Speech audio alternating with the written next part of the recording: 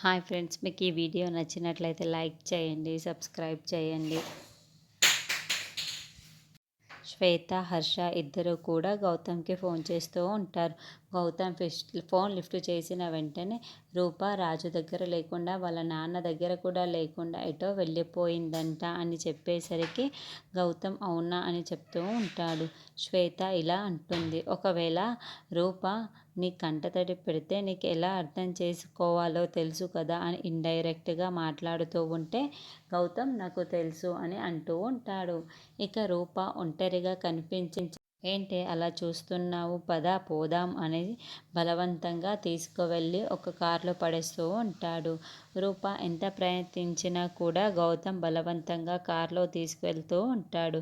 సూర్యప్రతాప్కి రూప కనబడట్లేదని తెలిసేసరికి gun పట్టుకుని రాజు దగ్గరికి వచ్చిన నా కూతుడు ఎక్కడ్రా అని అడుగుతూ ఉంటే అమ్మాయి గారు ఇక్కడ ఎందుకు ఉంటారు పెద్దయ్య అని రాజు అంటాడు.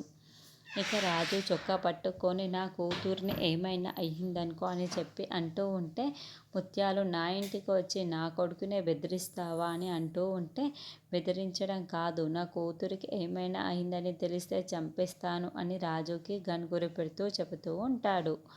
ఇక రాజు అమ్మాయి గారు ఇక్కడ లేదు అని చెప్పేసి అమ్మాయి గారిని వెతకడానికి గన్ తీసుకొని బయలుదేరుతూ ఉంటాడు. ఇక గౌతమ్ రూపని బలవంతంగా చేయబోతూ ఉంటాడు. మరి రాజు రూప గౌతమ్ని ఏం చేయబోతున్నాడు అన్నది మనం నెక్స్ట్ ఎపిసోడ్లో చూద్దాము.